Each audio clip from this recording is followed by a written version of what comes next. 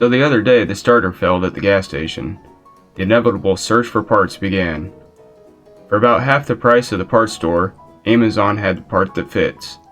Same electrical connections, same bolt pattern and style. Let's give it a go. Add to cart.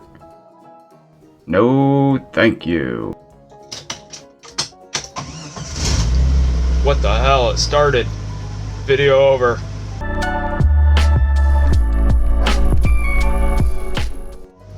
Buddy, what the hell are you doing?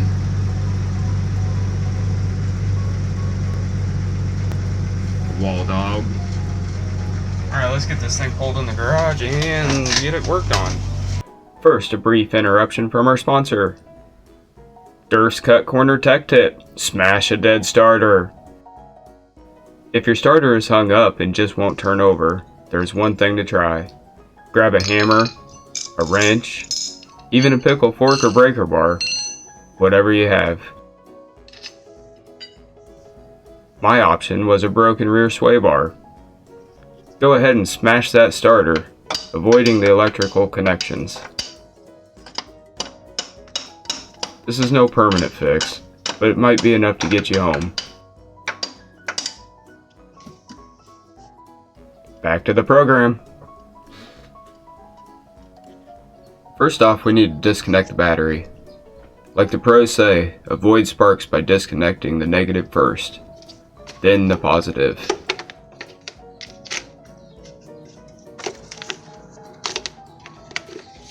Safety first. Grab whatever you have left for 1/4 inch drive metric sockets. Take a 13mm and a 8mm. Hey buddy. Grab a ratchet and get to work. Hey buddy. Oh my goodness. Red Dogg was hoping for treats, not sockets. Heck. Go Red. Yeah, she is pissed off. Go buddy. Start off by removing the trigger wire nut with the 8mm socket. Hang on to this nut, we need it later. Then remove the 13mm nut for the battery supply cable. We won't be needing this nut. Remove the connector contraption.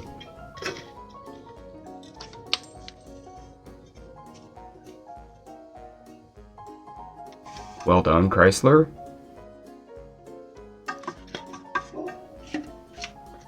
Now it's just 2 mounting bolts, one forward facing and one rear facing. Okay, Red. In what's left of your 3/8 drive metric socket kit, grab a 14mm and a 15mm.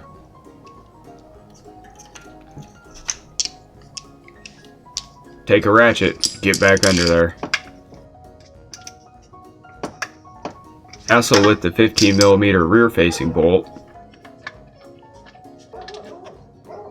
And remember to save this. Attack the 14mm forward facing bolt and save it also.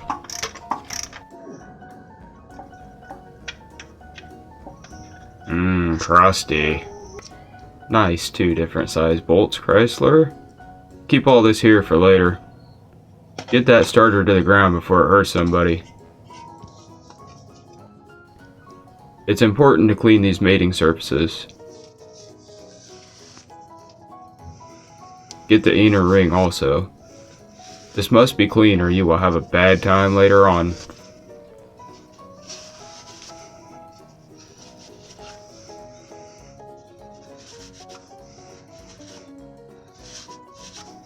The parts are here with next day air. Very nice. Lucas parts. Trust Lucas? I hope so. Model number 17006R. A Mitsubishi unit? I already see a problem here.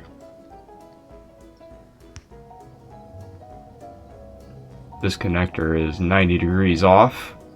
Not as shown in picture. It's okay. I'll deal with that later. I really don't want to deal with returns. We'll make it work. No big deal. This is where cleaning the mating surfaces pays off. If this is off just a little bit, your starter's not going to engage proper. It's going to grind down, make horrible noises. You just don't want that. Go ahead and get that 15mm rear facing bolt put back in.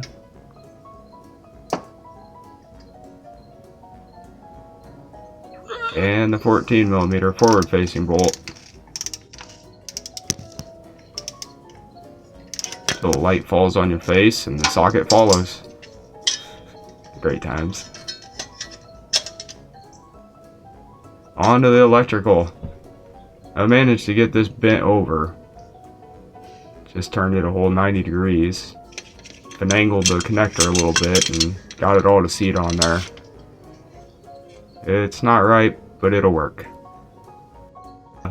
Go ahead and get your lock nut and your nut started. Same thing with the trigger wire. Making sure not to cross thread these things.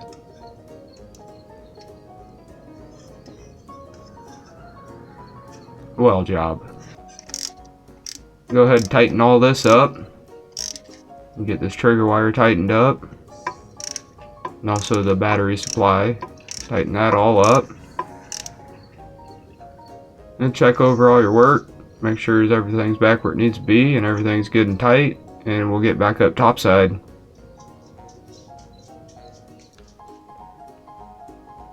Now once again, like the pros say, always connect the positive side first, and then the negative side to avoid sparks.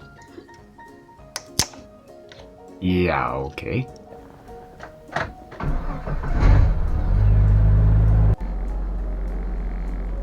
Get that thing backed out of the garage here.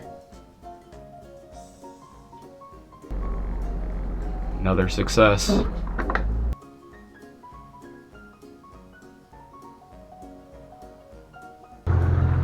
Okay. We did it. It worked, bud. Yeah, it did. You notice here how Red Dogg jumps in the Jeep as soon as I turn my back.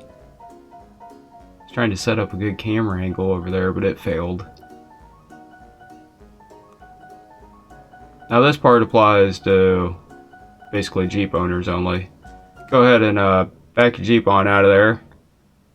Park it in some peculiar spot in your yard that's just totally obnoxious.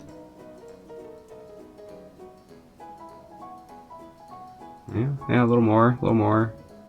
Yeah, that seems about right. Make it so obnoxious that it's actually hard for you to get out even. Make sure to brick that up, because who trusts that transmission, right? So was this all done because Jeep things? Or to help Red Dogg get out?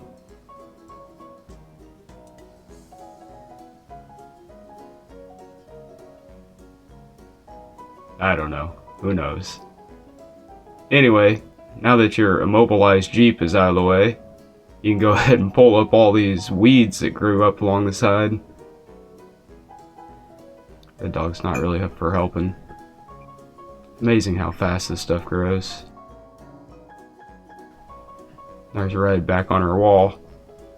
Really need to finish capping that off so she's got more wall to walk on. She kind of scares me up there though.